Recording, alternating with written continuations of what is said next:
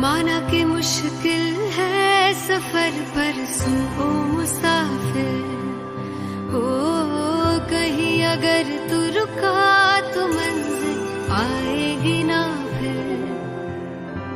कदम कदम मिलाए जा, गगन गगन झुकाए जा, रख हौसला कर फैसला, तुझे वक्त बदलना है।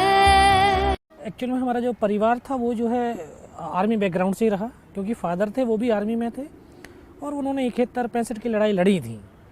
तो वो उनके जो अपने अनुभव थे लड़ाई के, जब वो अपने साथियों के साथ में शेयर किया करते थे, तो शाम को जब हम भी सुनते थे उनसे, तो उसी समय एक जो है मन के अंदर हुआ कि यार मैं भी जो है फ़ौज में जाऊं और देश के लिए कुछ कर पाऊं। तो एक उस समय जो उस टीन एज के अंदर जो एक बच्चे का जो सपने होते हैं, है ना, वो सपना ही मेरा ये था कि मैं जो ना हर सपने के अंदर मुझे लड़ाइयाँ दिखती थी और उन लड़ाइयों में जो है लड़ता हुआ देखता रहता था सपने। मेरा भाई फिर फ़ौज में हो गया। मैं जब 10th क्लास में था, 11th में था, मेरा भाई फ़ौज में हो गया। मैं जब 12th में आया तो भाई जब छुट्टी आया वापस, तो उन्होंने बोला कि यार आप भी जो है फ़ौज को देख लो, ट्राई मारो। मैं कहा मैं इंटर कर लेता हूँ, उसके बाद में जो है, बोला नहीं इंटर तो चल ही रही है, अभी ट्राई मारो। तो उस समय मेरी उम्र 16 साल 5 महीने की थी। मैं अक्टूबर महीने में जो है फ़ौज की जो भर्ती निकली थी उसमें जो मैं ट्राई करने के लिए चला गया। ये एक अंदर विश्वास था कि एक बार तू चला गया ना, सेलेक्ट हो जाएगा। फादर को नहीं था कि यार नहीं एक बार, ये 2 बार में 3 बार में सेलेक्ट होगा जा करके, लेकिन मेरी माँ को भी जो है विश्वास था कि ये एक बार गया नहीं, ये सेलेक्ट हो जाएगा। गया भर्ती करने, फिजिकल दे के आया, फिजिकल में सेलेक्ट हो गया। उसके बाद मेडिकल, मेडिकल के बाद फिर रिटन टेस्ट हुआ, सेलेक्ट। और ये एक ऊपर वाले की जो है एक मेहरबानी रही होगी, क्योंकि वो मेरे सपनों को पूरा करना चाह रहा होगा। मैं भर्ती हुआ तो ग्रेनेडियर रेजिमेंट में भेज दिया गया। उसकी तो अभी जो है 10th में 8th में जो है कहानियाँ पढ़ रहे थे, अब्दुल हमीद, होशियार सिंह की कहानियाँ पढ़ी, उसी रेजिमेंट में मुझे भेज दिया। तो जो एक सामाजिक वैल्यूज होती हैं वो स्ट्रॉन्ग बनाती हैं एक इंसान को।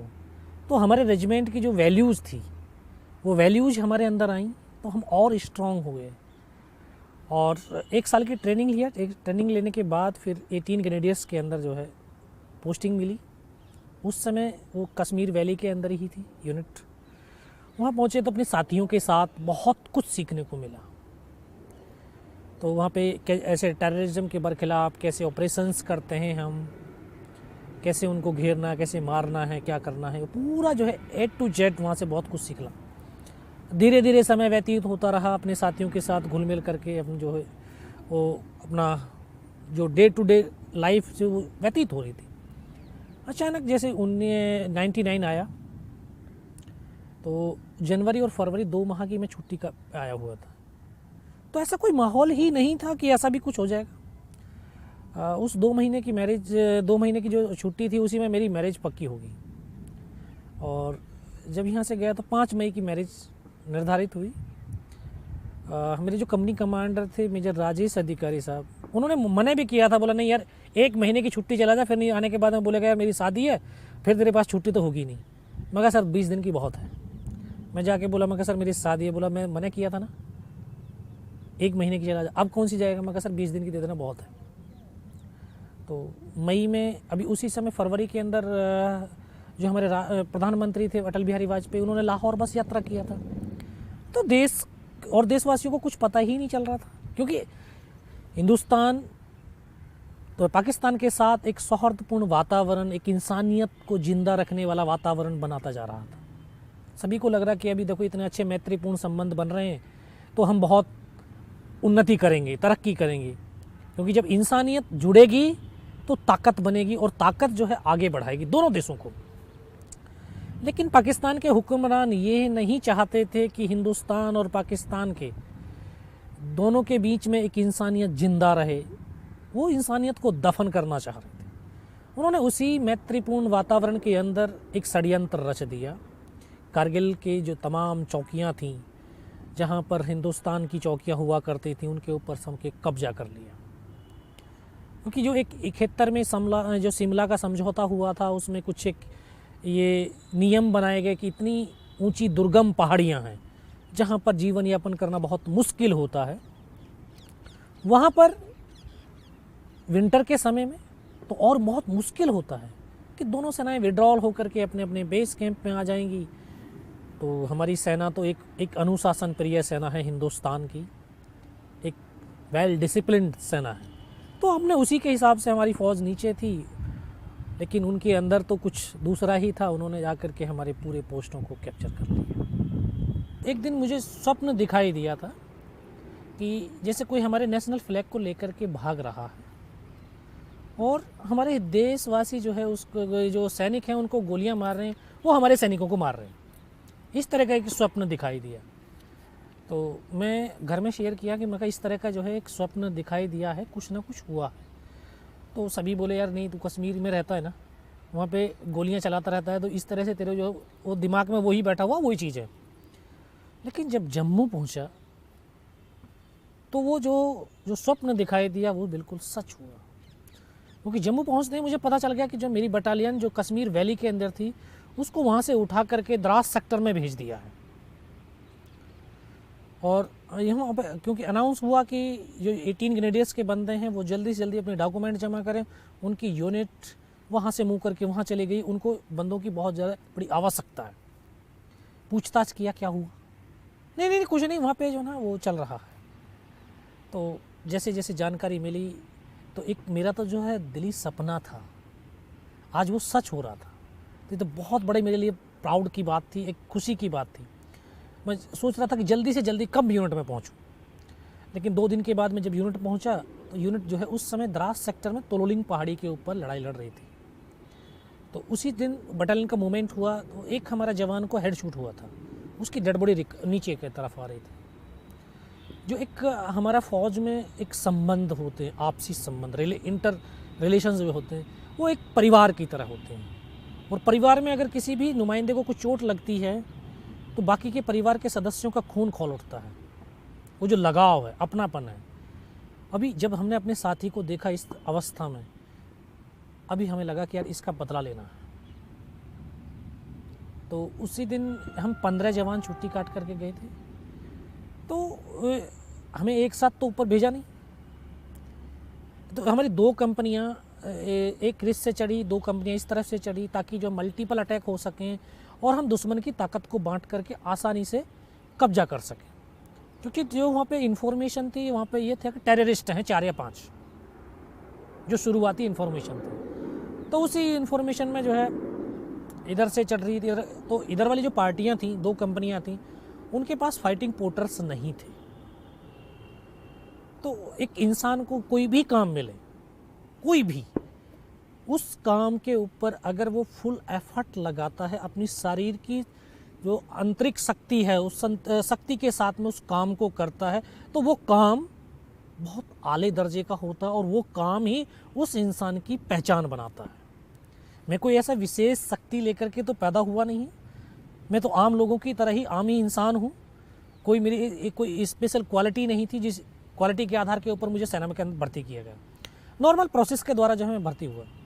लेकिन जो वो 15 जवानों को हमें एक काम मिला कि नीचे से ऊपर यार अम्युनिशन और राशन पानी लेकर के जाना है, तो हम सुबह 5:30 बजे चलते थे और रात को 2:30 बजे ऊपर पहुंचते थे, जिसमें दुश्मन की आर्टिलरी फायर कर रही है, मोटर्स फायर आ रही हैं, उनकी गन्स का फायर आ रहा है, मौसम बिल्कुल ख़राब है।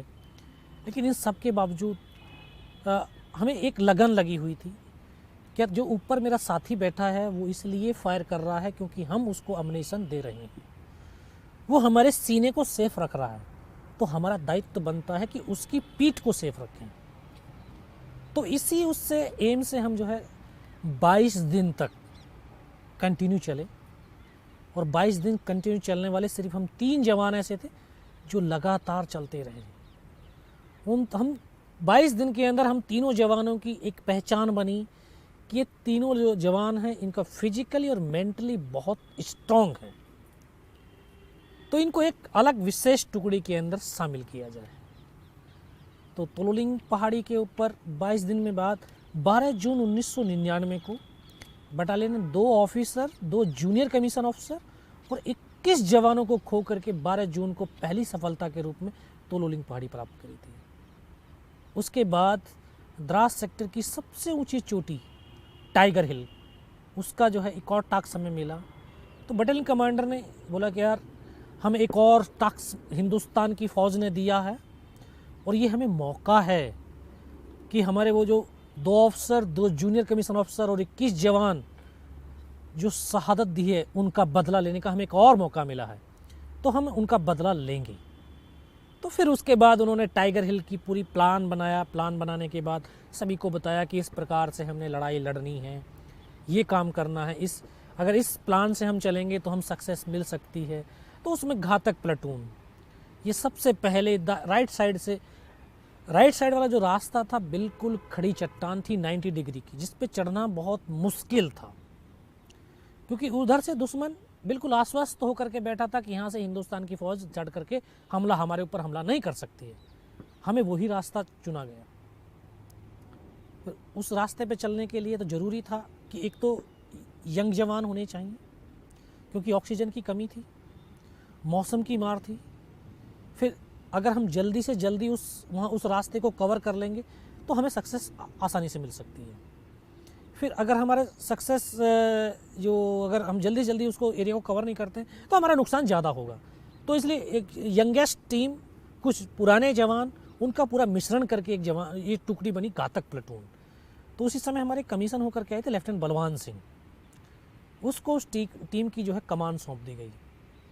तो हमें 4-5 दिन का रिहर्सल का समय मिला कि आप किस प्रकार से अपने टास्क को पूरा करेंगे, इसकी जो है प्रैक्टिस कर लीजिए। फिर आखिरकार हमें चढ़ने का आदेश मिल चुका कि आप लोग उस दिन टाइगर हिल के लिए मार्च करेंगे। फिर हमने शुरू किया। तो उस पहाड़ी पर, क्योंकि ऊंचाई उसकी 16,500 फीट, रात को चढ़ सकते थे, दिन में नहीं। हम पूरी रात चलने के बाद सुबह जैसे फर्स्ट लाइट हुआ, उजाला हो गया, तो हमने वहाँ पर पत्थर, जो बड़े बड़े पत्थर थे, उनके पीछे छुप करके चुपचाप बैठे रहे। पूरा दिन उन पत्थरों के पीछे गुजारा। जैसे फिर अगली रात हुई, अंधेरा हुआ, फिर हमने चलना शुरू किया। तो पहाड़ियों के अंदर एक और चीज़ होती है कि पहाड़ी में जब बिल्कुल हम नीचे पहुंच जाते हैं पहाड़ी के, और जब उस पर चढ़ना देखते हैं तो जो पहली वाली टॉप है वही लगता है यार यही इसका मेन टॉप है। लेकिन जब उस टॉप पर पहुंचते हैं तो फिर अगले वाली चोटी दिखाई देती है। तो दूसरी रात जब हम पूरी रात चलने के बाद जो उस टॉप के नज़दीक पहुँचे तो हमारे डेल्टा कंपनी साथ साथ चल रही थी हमारी सपोर्टिंग के लिए। तो उसके जो कंपनी कमांडर थे कैप्टन सचिन निम्बालकर, उन्होंने बोला यार बलवान, यहाँ पे तो कुछ भी नहीं है। बोला चलो यहाँ पे फ्लैग लगा देते हैं। जब उस चोटी के ऊपर चढ़े, यार ये नहीं है, अगले वाली चोटी है। फर्स्ट लाइट हो गई थी। सभी ने बोला सर ऐसा करते हैं, चाय पीते हैं फिर चलते हैं। बोला नहीं, चाय वहीं पियेंगे जाकर के। उस दिन तो पूरा दिन चले हम, पूरा दिन चलते। शाम के वक्त यही समय रहा होगा। तो वहाँ पहुँचे, उस टॉप पर पहुँचे तो फिर अगले वाली चोटी दिखाई दी। फिर सभी ने बोला सर ऐसे करते हैं, अभी थोड़ा सा रेस्ट करके फिर चलते हैं, क्योंकि पूरा दिन हो गया, पूरी रात हो गया चलते हुए। तो अभी हम वहाँ पे बैठ करके अपने वेपन्स को डिप्लॉयड कर ही रहे थे। तो सचिन निम्बालकर साहब के साथ जो टीम थी वो आगे के इलाके को थोड़ा सा सर्च करने के लिए चली गई। जैसे वो आगे की तरफ गए तो दुश्मन इतना चौकन्ना था, इतना चालाक था, वो अपने आप को तब तक छुपा करके बैठा हुआ था कि हम जैसे दुश्मन उसके नज़दीक पहुँचे और वो तब फायर खोलता था। तो जो हमारी टीम उनके नज़दीक पहुंची तो उनके ऊपर फायर खोल दी। अब हम डायरेक्ट फायर सपोर्ट भी नहीं दे सकते उनको, क्योंकि अगर ऐसी तरह से करके फायर करते हैं तो हमारे बंदूक को ही गोली लगती है। आर्टिलरी का जो है फायर भी नहीं डलवा सकते हैं, क्योंकि सेफ्टी डिस्टेंस बिल्कुल ख़त्म हो गया था। अभी सीओ को फिर इन्फॉर्म किया कि साला ऐसे इस तरह की कहानी हो गई है। फिर उनको मैसेज दिया गया सेट के ऊपर, भाई जहाँ पर हो, जैसे हो, पत्थरों के पीछे चुपचाप छुपक करके बैठे रहो, जैसे अंधेरा होगा आपको निकाल लिया जाएगा। तो लगभग रात को 11 साढ़े 11 बजे के आसपास उस टीम को निकाल करके लेके आए। तो उसमें एक जवान को हाथ में गोली लगी थी, बाकी हमारे तमाम जवान सेफ थे। जैसे टुकड़ी वापस आई तभी एकदम से आदेश मिला कि यार अभी अटैक होगा। तो यहाँ ईश्वर भी एक के बाद एक मौका मुझे देता जा रहा था। एक तो घातक प्लेटून का सदस्य होने का मुझे सौभाग्य मिला, उसके बाद जब यहाँ से अटैक के लिए चले तो बोला यार तू गाइड होगा अपनी टुकड़ी का। फिर मुझे गाइड के तौर के ऊपर चुन गया। तो एक मेरा नाम राशि दूसरा था, हम दोनों एक दूसरे के गाइड होकर के चलना शुरू किए। पूरी टुकड़ी को लेकर के जब रात भर चलते रहे, सुबह का वक्त था, तो एकदम बिल्कुल खड़ी चट्टान जिस पर चढ़ना बहुत मुश्किल था। तो वो जवान जो दूसरा मेरे नाम का दूसरा योगेंद्र सिंह यादव था, तो वो काफ़ी हाइट थी उसकी, 6 फुट था। मैं बोला यार यहाँ तो ये चढ़ नहीं पाएंगे। बोला नहीं ऐसे कर, तू मेरे कंधे पे पैर रख और ऊपर कहीं रस्सी बांध दे। मैं रस्सी बांधा, रस्सी बांधने के बाद हम एक एक करके चढ़ना शुरू किया। तो उनके दोनों तरफ बंकर्स थे उनके, लेकिन अंधेरे की वजह से तो हमें नहीं दिखाई दिए, और शायद उस समय वो सो रहे होंगे बंदे भी। लेकिन जब हमारी आवाज़ हुई, पत्थर गिरे ऊपर से, तो शायद उनकी आंखें खुली होंगी और उन्होंने ऐसे फायरिंग खोल दिया। एक बंकर उसका इधर था, एक इधर था, तो इस तरह से ऐसे क्रॉस फायरिंग हुआ, तो हमारी टुकड़ी का रास्ता कट ऑफ हो गया। हम केवल 7 जवान जब तक क्रॉस कर चुके थे, बाकी को फिर किसी को क्रॉस करने ही नहीं दिया उन्होंने। ऊपर पहुंचे तो 7-8 मीटर का बिल्कुल प्लेन, सामने 2 बंकर्स, उन्होंने हमारे ऊपर फायर खोला। हमने भी इधर से आधाधुंध फायरिंग खोला, लेकिन हमने उनको मार गिरा दिया। अब जो हमारा उनका फायरिंग चल रहा था, जो टाइगर हिल का टॉप था, 50-60 मीटर रहा होगा। तो 50-60 मीटर दूरी कोई ज़्यादा दूरी नहीं। उन्होंने देखा यार यहाँ तक हिंदुस्तान की फ़ौज पहुँच गई है। इतना ज़बरदस्त हमारे ऊपर गोलाबारी शुरू किया उन्होंने। हम ऐसी परिस्थिति में आ गए कि एक कदम आगे रखते हैं तब भी हमारी मौत थी, और एक कदम पीछे रखते हैं तब भी हमारी मौत थी, यानी मरना निश्चित हो गया था। सभी ने बोला यार मरना ही तो है, यार मरने से पहले जितने ज़्यादा से ज़्यादा हम मार सकते हैं हम मारेंगे।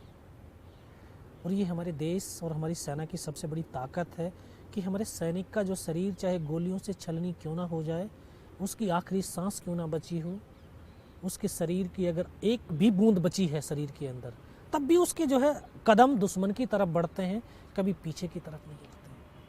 ये हमारी भारत माता की मिट्टी में जन्म लेने वाले हर एक हिंदुस्तानी का जो है उसमें ताकत है। वो हम आगे की तरफ भागे, उनकी डेड बॉडियों को निकाल करके मोर्चे से भगाया।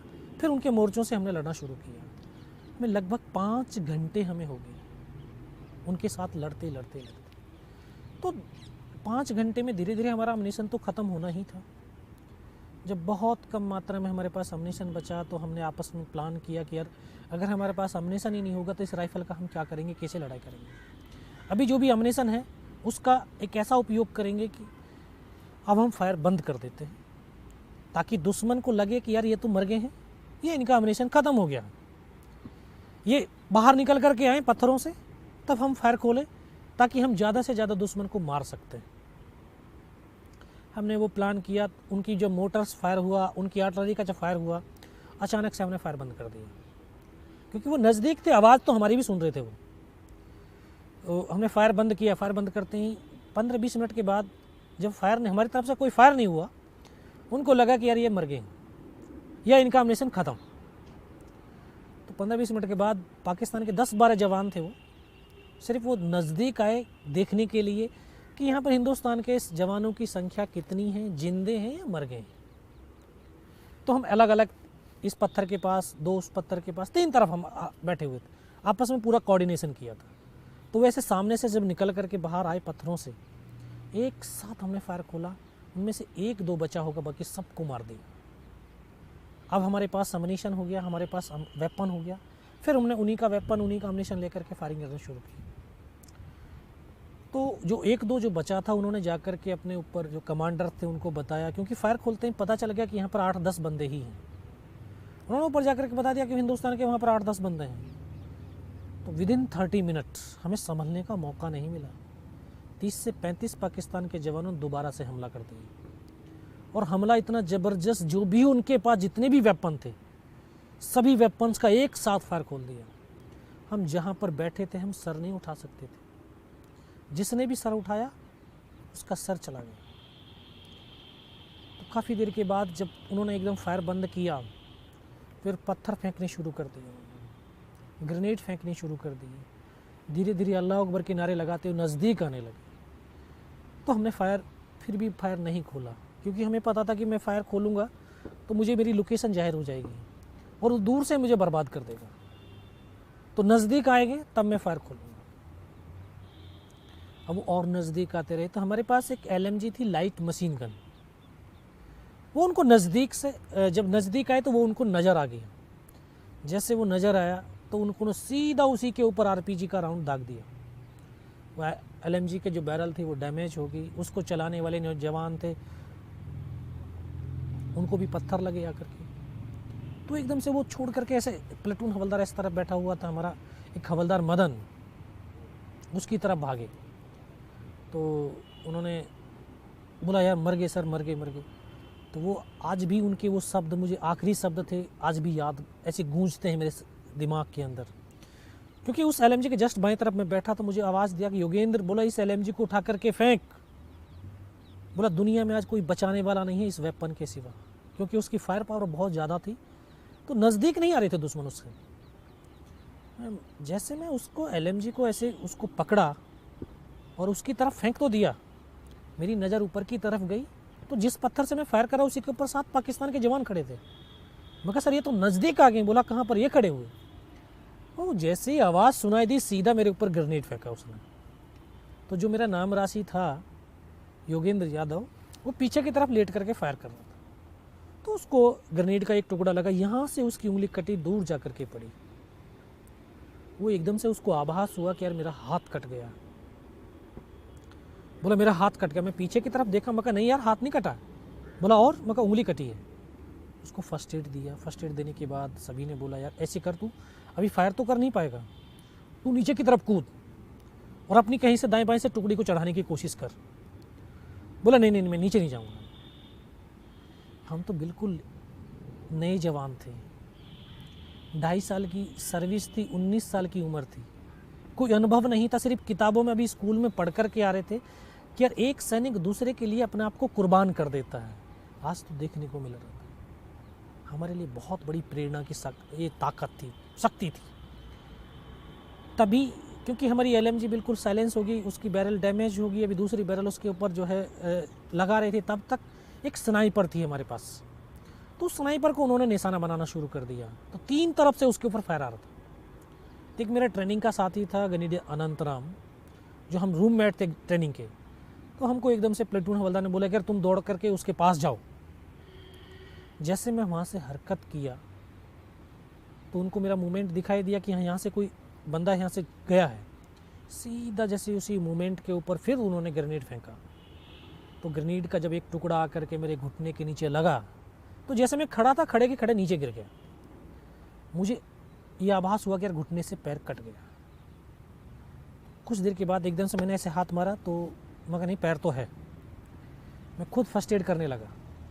हमें अपने जो है जो भी काम मिला, जो भी काम मिलता है, उस काम के अंदर एक अपना मन लगा करके, पूरा एफर्ट लगा करके हम अगर उस काम को करते हैं, चाहे हमारे शरीर की शक्ति उसमें पूरी छीण खत्म क्यों ना हो जाए, लेकिन आस्था अगर उस काम के प्रति बनी हुई है तो उस शरीर के अंदर ईश्वरीय शक्ति संचारित होती है। मैं आपको ये बताना चाहूँगा कि जब वहाँ पर लोग मेरे साथी एक एक करके मेरे से जुदा हो रहे थे, मुझे इतना सब कुछ हो गया, मेरे जो है पैर लगा कि पैर कट गया है। मैं खुद फर्स्ट एड करने लगा। तभी फर्स्ट एड कर ही रहा था कि एक और ग्रेनेड का टुकड़ा आया, यहाँ से ये पूरा काट दिया। इसको कटने के बाद तो मुझे मेरा चेहरा बिल्कुल सुन्न हो गया।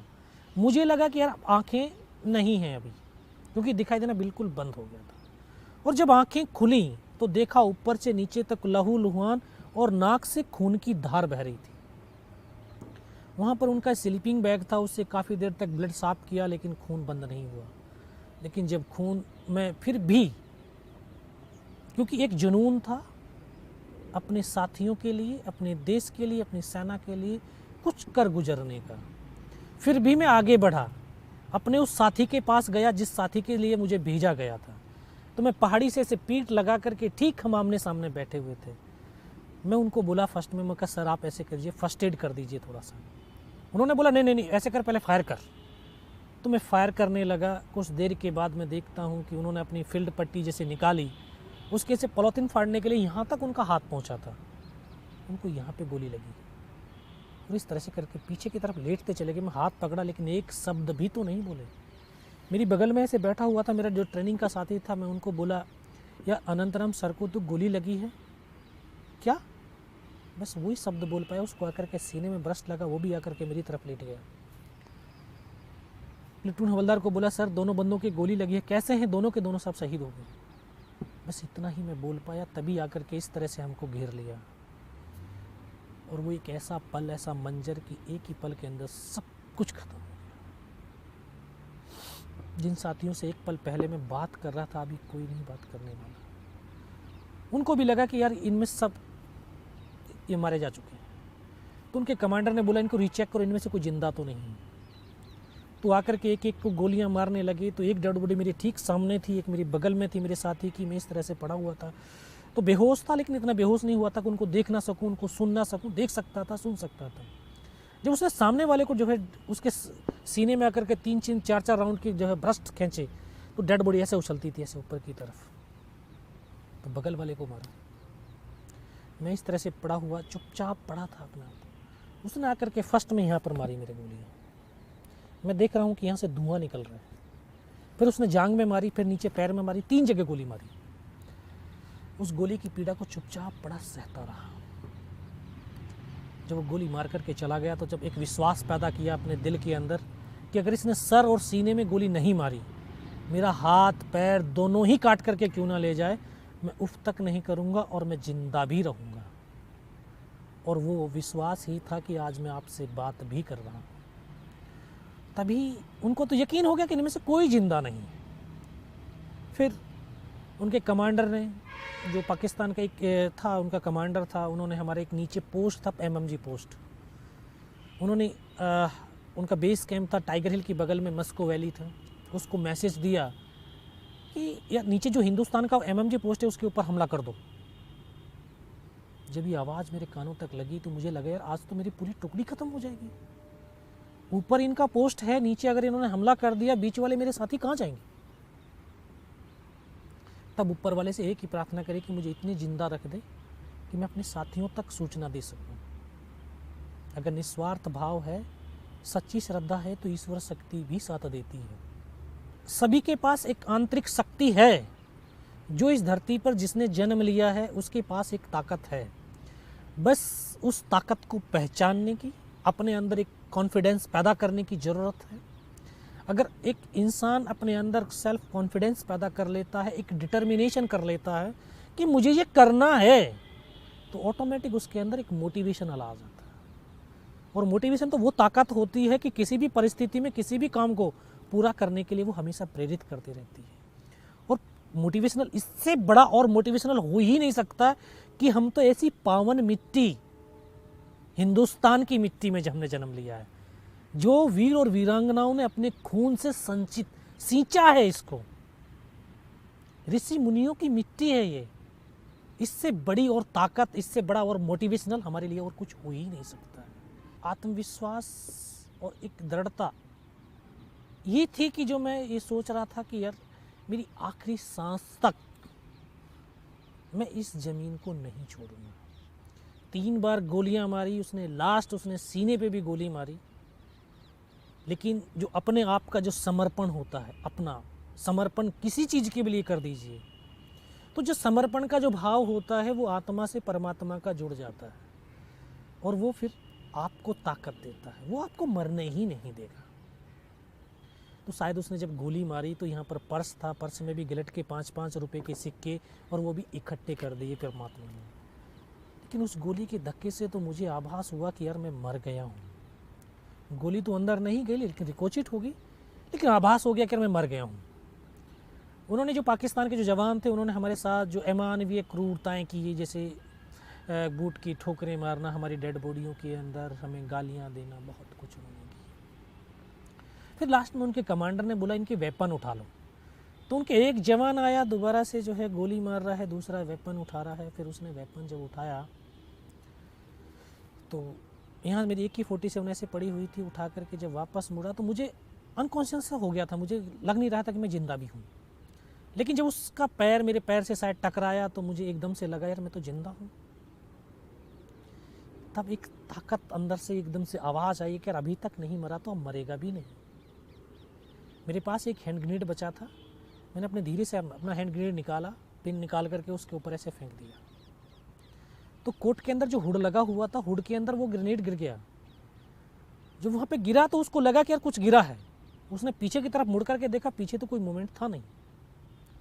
तो जब तक वो ग्रेनेड को निकाल पाता, ग्रेनेड फट गया। ग्रेनेड के फटते ही जो पाकिस्तान के दूसरे जवान थे उनमें एकदम से खलबली मची कि इनमें से कोई जिंदा है। कुछ बोले जिंदा नहीं, नीचे से फौज आ गई है, क्योंकि जिसने 3 बार गोलियां मारी हो कौन कह सकता है कि जिंदा होगा। वो एक मौका था मेरे पास कि मैं अपने देश के लिए, अपनी भारत माता के लिए कुछ विशेष कर गुजर जाऊं। मैं तुरंत उसकी राइफल को उठाने की कोशिश करी, क्योंकि उसका पूरा सर उड़ गया और हमारे ऊपर आकर के गिरा पाकिस्तान का वो जवान। मैं उसकी राइफल को ऐसे पकड़ने की कोशिश करी, लेकिन ये हाथ तो हिला ही नहीं, क्योंकि इस हाथ की हड्डी निकल के पूरी बाहर हो गई थी। एक हाथ से राइफल को उठाया, वहाँ से फिर एकदम से उनके ऊपर फायर खोला, 3-4 बंदे और उनके मारे गए। फिर इसी हाथ से पलटा खाया, दूसरे पत्थर से, तीसरे पत्थर से। जब 3-4 जगह से फायरिंग किया तो उनको लगा कि यार हाँ नीचे से रीइंफोर्समेंट आ गई है। फिर उनके हौसले परस्त हो गए, वो पैर उखड़ गए उनके और वहाँ से उनको भगा दिया। 3-4 मीटर तक रेंगता हुआ आगे गया तो देखता हूँ आगे जाने के बाद उनके सामने टेंट लगे हुए हैं, लंगर चल रहा है, उनके वेपन वहाँ पे डिप्लॉयड हैं। क्योंकि मुझे इतनी भी समझ थी कि अभी हमारी टीम के बाद दूसरी टीम आएगी अटैक के लिए।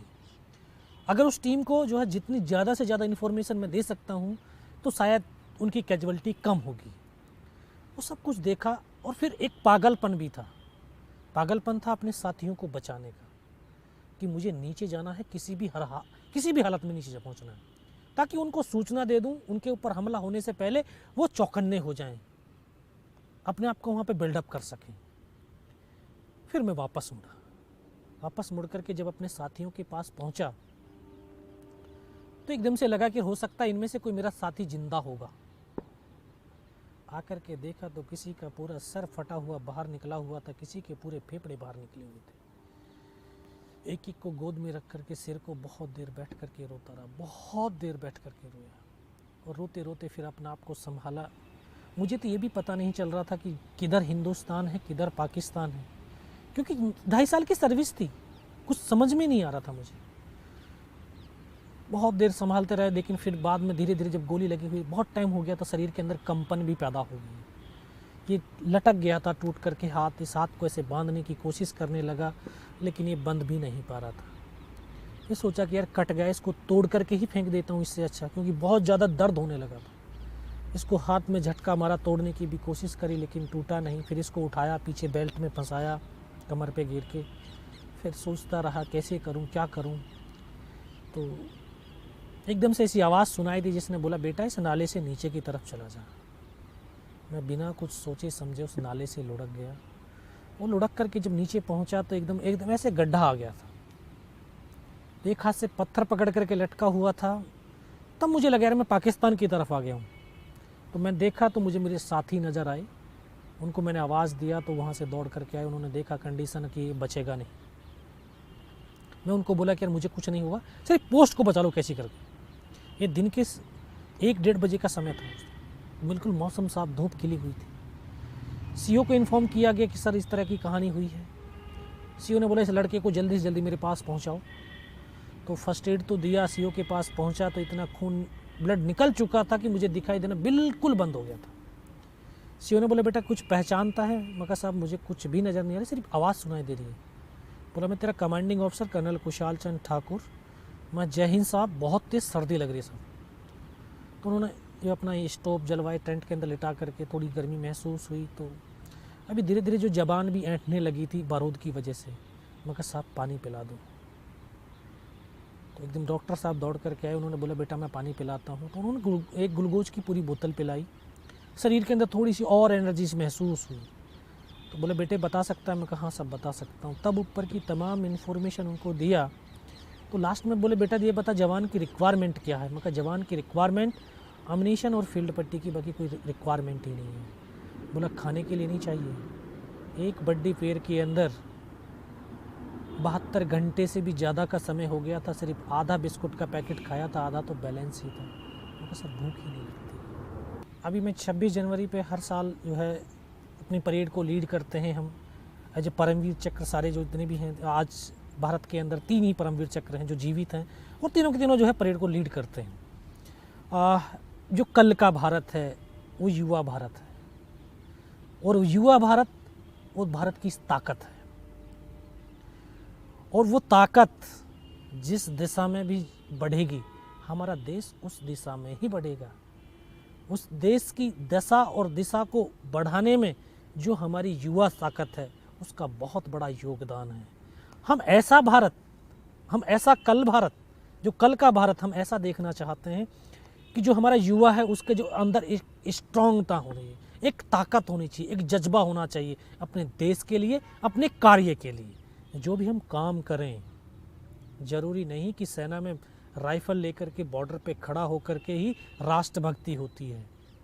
ज़रूरी है कि जिस हम क्षेत्र में काम करते हैं, हर एक क्षेत्र एक युद्ध की तरह होता है, हर एक काम एक युद्ध की तरह होता है, और युद्ध में जीत उस सैनिक की होती है, उस योद्धा की होती है जो उस युद्ध को बखूबी समझ करके उसके पहलुओं को रिसर्च करे, उसके ऊपर गहराइयों को सोचे, उसकी कमजोरियों को पता करे, और उन कमजोरियों के ऊपर हम वार करेंगे तो हम आसानी से जीत हासिल कर सकते हैं। तो हम यहाँ पर भी किसी भी सेक्टर में रह करके जो हमारा एक युद्ध चलता है, एक हम सुबह उठने से लेकर के शाम के सोने तक डेली का जो एक युद्ध है, युद्ध क्षेत्र है ये, इस युद्ध क्षेत्र में हम जीत कैसे हासिल करें।